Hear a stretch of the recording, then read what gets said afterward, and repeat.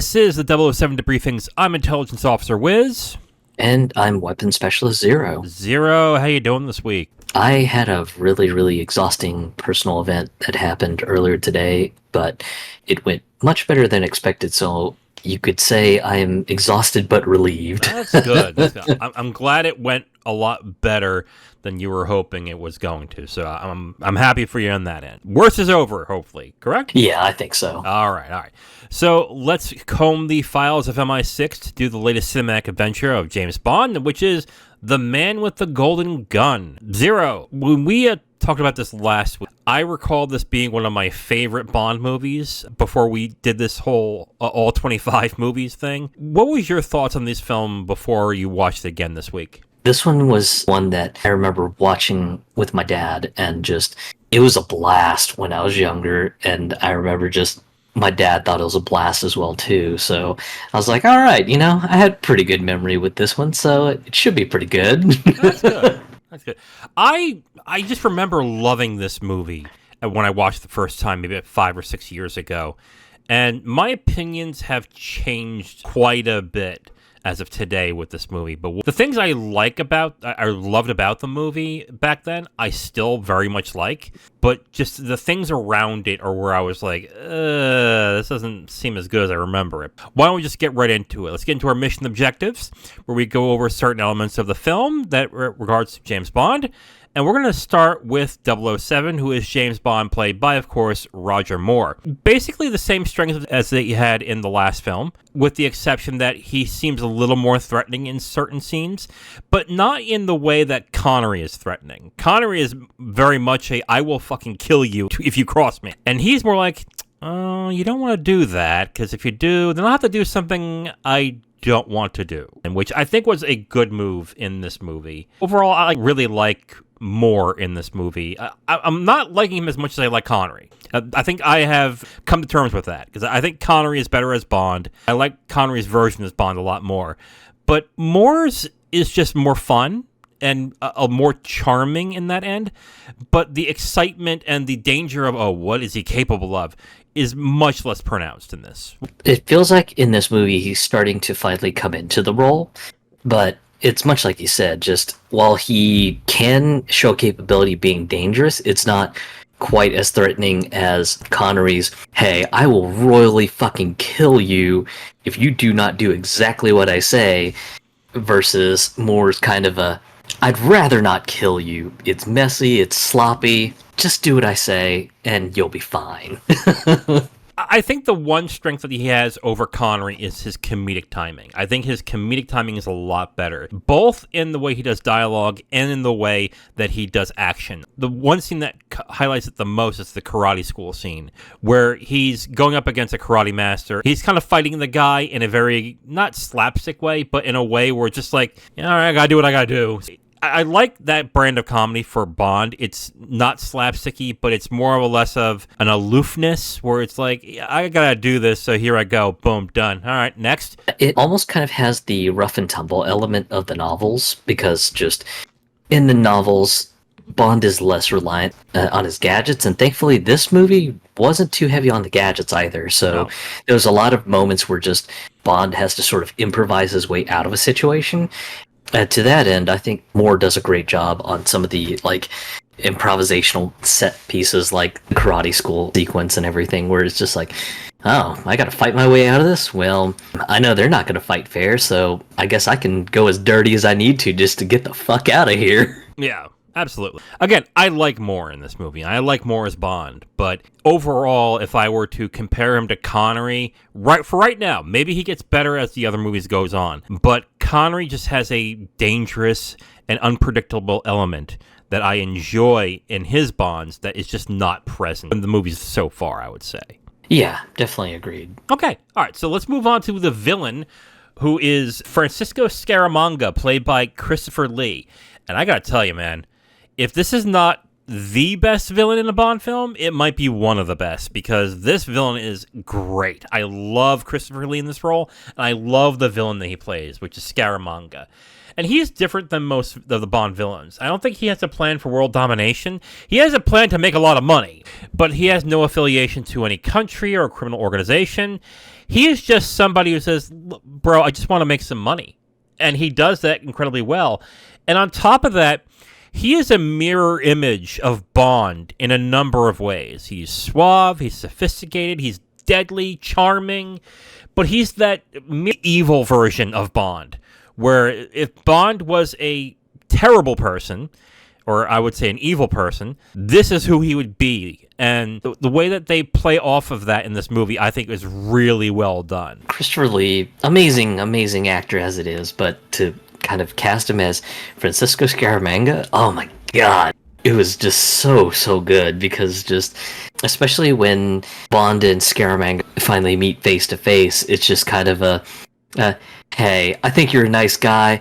Please don't let our paths cross. I don't want this to get down to us trying to shoot each other out. And it's just kind of funny to have sort of a evil, gentlemanly sort of villain, sort of kind of push Bond's buttons. but that's the thing with Scaramanga in this too. It's not like he's trying to kill him because you did me dirty. It's a competition. It's more like I want to be the best assassin, and the best assassin is James Bond. So I have to kill James Bond in order to actually do this. And another thing that is interesting about the competitiveness with Scaramanga is his relationship with Nick Nack, who is played by Hervé Villechaize. Oh my god. Did I get that name right? Is it Villechaize? Yeah, I think so. The relationship between Nick Nack and Scaramanga is also very interesting, because that's also another competitive type of relationship, because Nick Nack is able to get Scaramanga killed. He owns the island, is what they say in the beginning of the movie. But Scaramanga kind of doesn't take it seriously at all. He's like, haha, you scamp. You try to kill me? Ha, make me eat breakfast. Yes, sir. I was like, oh my god. Like, the villain aspect of this movie is probably one of the best in any Bond films. Like, I'm also thinking of Red Grant, Goldfinger, Raul Silva. Like, those are really good villains. This might be the best for me. I think he's excellent as a villain. Easily the most interesting character in this movie, and the most interesting element of this movie, I would say. Nick Nack was kind of an interesting henchman, though he's a bit on the goofy side, which is kind of one of those sorts of things that I just wish the Bond movies didn't get into, sort of the slapsticky weirdness, but it is what it is. See, I was less bothered by that than, I would say, another slapstick character, which we will unfortunately get into at some point. Really, overall, again, I will say it again, I think Scaramanga is the best Bond villain. I think he is the number one to all the other Bond villains in this. He's deadly, he's charismatic, he's interesting, he has a weird dynamic that other Bond villains don't have, and that they share with Bond. And he just seems like a darker version of Bond, which is an interesting perspective to have in this. So, again, my favorite. Is he on your top 5, or is he up there? Yeah, I would say he's up there, mostly just because he just sort of thinks of life as just kind of a grand game, and just that he is at the apex of everything, and that he trains so hard to beat Bond and everything, and you just kind of see just how much he harps on perfection, but at the same time, he's just not like a brutish villain. And it's definitely something that you see even like towards the end of the movie, when he ends up kind of hosting Bond on his like secret island, just when Nick Nack brings out like a bottle of champagne and a glass and everything, you just kind of see him do a trick shot out of a corner to pop the cork with a bullet and everything, and then he kind of comes out, he's like, oh, I just always wanted to do that. It's just like, are you sure you want to kill Bond? You're just having fun, dude. I think that's kind of the charm of him. He's very nonchalant about this, where all the others have to put in effort and have to go through these expenses and do all these weird things to best Bond. He's just like, I'm just fucking with you. Can I kill you now? And that's one of the most interesting things about him, and it's why I like him so damn much. Next one is Bond Girl. There is 2 Bond girls, but this also has the same problem, I think, with You Only Live Twice, where 2 Bond girls doesn't necessarily mean that we get 2 great ones. So let's start with Mary Goodnight, who is played by Britt Eklund. I guess the best way to describe her is that she is a comic relief, but a dumb blonde comic relief. She's not that interesting. She just comes off more as like a jealous girlfriend or a jealous woman who wants Bond's affection. It's one of those things where I kind of question exactly how she got into the place she's in, if we're being honest. And on top of that, she's not that funny. But again, she's not terrible either. She's more like a plot device, I would say. Like, the only thing I have an interest in her is how she moves the plot forward, and that is it. So it's not like she's incredibly annoying or like, oh, God, get her off the screen. But it's more like, okay, just move the plot forward. Okay, great, thanks. And that's it. Yeah, I didn't quite like Mary Goodnight as a character. She comes off as like annoying and pestering Bond a lot, and then just, like you said, she ends up being sort of a, hey, I have a valuable piece of information to move the plot along, and then just Bond's just like, okay, thanks. Get out of here, and then that's it. There is a little bit of comedic back and forth between them, and there's like a whole bunch of clever double entendres towards the end, but that's it. And it's just like, ugh, God, just not really a great Bond girl. And maybe it's weird of me to say this, but I hate the stupid blonde trope. It's just so bad. Well, the stupid blonde tropes are bad only when it's just about, haha, she's blonde and dumb, look at that. That's when they are usually terrible. When there's more to it than that, they're okay. You're right, this is one of those things where that's all she is. It's just a dumb blonde in the end. And then the comedy surrounding her is just basically Bond telling her she's stupid. Or Bond being like, yes, thank you, good night. We'll get late at some point. Don't worry, sweetie. And that's it. That's all it is. I don't think I'm as annoyed by it as you are, but I definitely look at her as like, this could have been a lot better. So the other one is Andrea Anders, who is played by Maud Adams. This character is interesting because she's the reason why Scaramanga and Bond are getting connected, but she's not in the film all that much, and then when she starts to get interesting, she's gone. The most I can say is she's fine, and that's about it. But she's a lot like Goodnight. She's just a plot device. Little more than that. Yeah, I definitely agreed. Bond pretty much deduces that she's Scaramanga's mistress, and then there's a little bit of like back and forth between them, and then she finally comes out and says, hey, I'm the one who sent that bullet with his fingerprint on it. I want you to go forth with the assassination plot and all this other stuff. By the time, just is like, okay, you know, she seems like she's trying to turn things around, and then boom, dead. It's just like, she was just getting interesting, guys, and you just ripped her out of the rest of the story. Okay, great, thanks. It would have been really good if she was a much more interesting character, more dynamic character, or if she was the sole Bond girl. I think if she was the sole Bond girl, it would have been an interesting dynamic to have her, and then for her to die 2/3 into the movie, to then spur Bond along to want to kill Scaramanga. Instead, they make Mary Goodnight the person that leads Bond to follow him, which again was just like, that's kind of a missed opportunity. I think this is a better Bond girl than Goodnight, but only because she's not nearly as annoying, but she has about as much depth in this character, which is sad, because that dynamic of she's the one that created this mess in the first place would have been a very interesting thing to go by, but they barely get into it, and by the time they start to get into it, she's dead. A disappointment, and I think that both Bond girls are pretty much a disappointment. Let's get into spy action. I'll say this, okay? Maybe this is controversial. Maybe people get upset by this. If you do, I'm sorry. I think if the one thing the Moore films have done better than the Connery films is the action. I think the action is so much better. Not only because they do stunts pretty well in this, but also the locations and the type of action they come up with as well. I think the action is very good in this movie. Overall, yeah, the action's great. You've got practical stunts. There are a few projection scenes, but those are very few and far between. Fight choreography is much better. And overall, just, it feels much better action-wise as a movie. Though, we'll move into the next topic, and that is, my God, I don't know what is it with Bond movies. Vehicle scenes can be cursed somehow. Absolutely cursed. In particular, it's the chase scene through Thailand in the AMC car that Bond basically takes from the dealership. And it has one of the most annoying characters that I think we mentioned being reviled by, and that was Sheriff J.W. Pepper, who happens to be on vacation in Thailand by sheer coincidence. And Bond ends up basically hijacking this AMC Hornet from the AMC dealership showroom, and Pepper's coincidentally in the car with him. And of course, just most of the chase scene's great.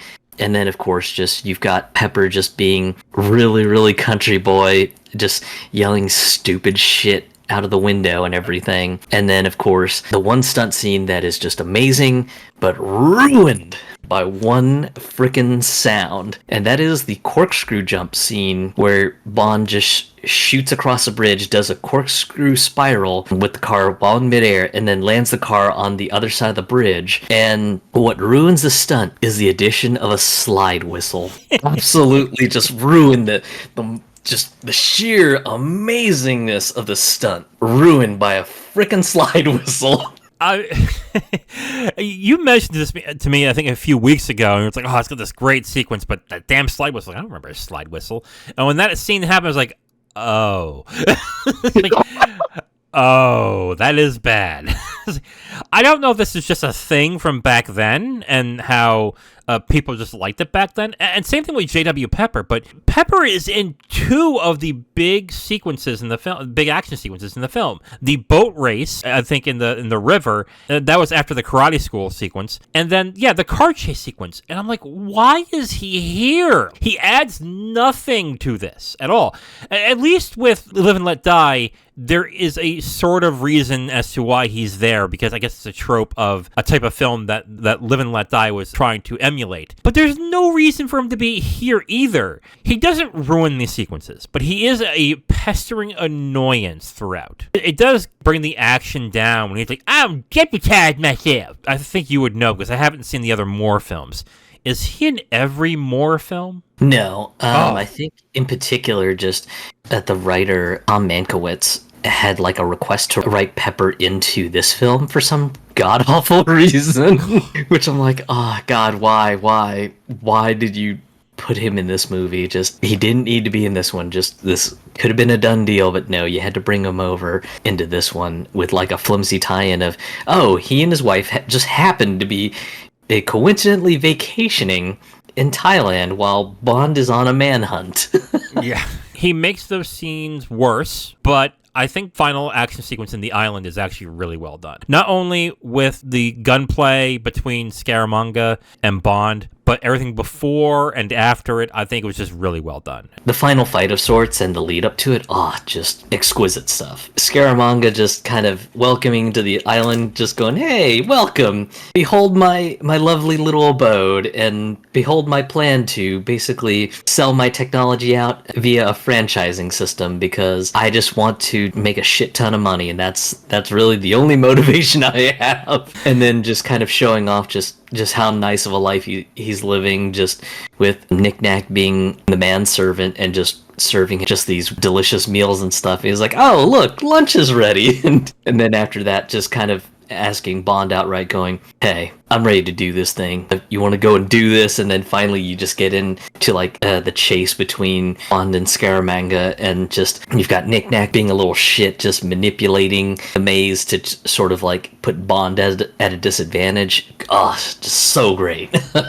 I actually really like the action sequences in this film, except for the addition of Pepper. With the exception of Pepper, again, I think the action sequences are better than they were in the Connery movies. Pepper appearing in the action sequences, terrible. But it's so sad that the car jump scene just got completely ruined by just that goddamn slide whistle. Yeah.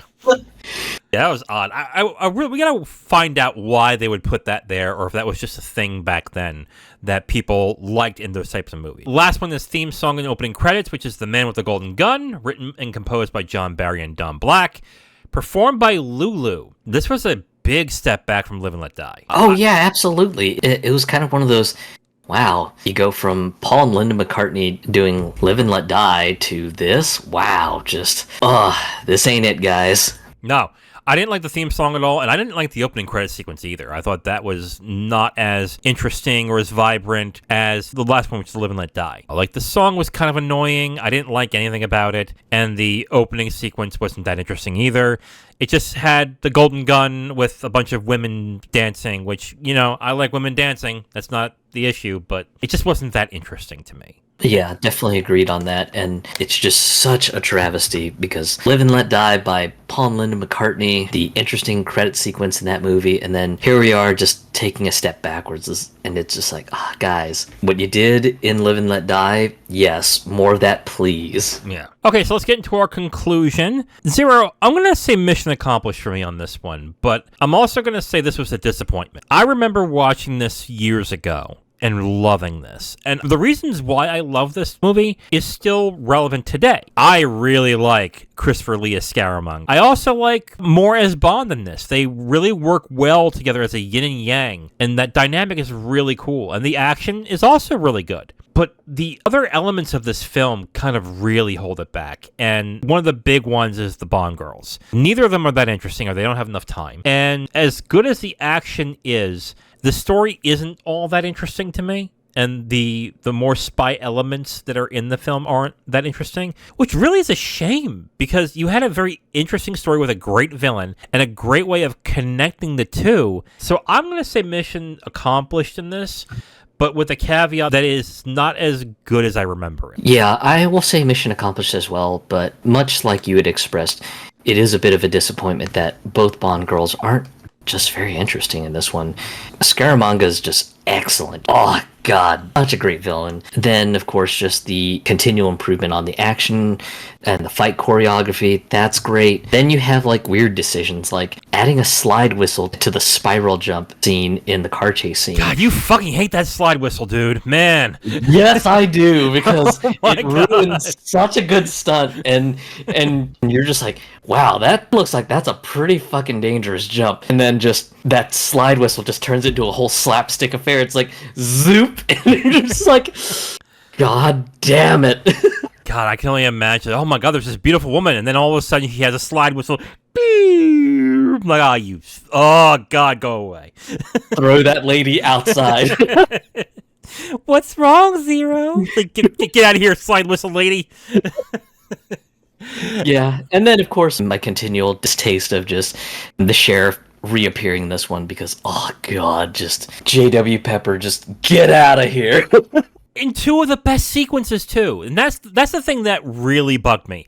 It's like you have this really good action sequence, both of them, that are very good, and for some reason you have this really bad element in it that makes it worse than it needs to be. To me, it's just like elements in this film that are really good, that could make a fantastic Bond film. Then they're added in with other elements that don't really work very well, which makes it disappointing. So overall, mission accomplished for the man with the golden gun? Yeah, absolutely. All right. Mission accomplished for the man with a golden gun. Now, if you want my full review on this movie, you can go to my website at IamTheWiz.com. You'll have my full written review right on the site, along with a link to the video that has this review that you've just listened to. Okay, Zero, so next week we're going to continue our trek through all the Bond films, and what are we going for next week? The Spy Who Loved Me Yes. from 1977. Nice, The Spy Who Loved Me. I went through a bunch of the Bond films in the past, and I stopped at Man with a Golden Gun. So I have not seen this movie. I don't know much about it. I'm looking at certain... Oh, this is the one with Jaws? Okay.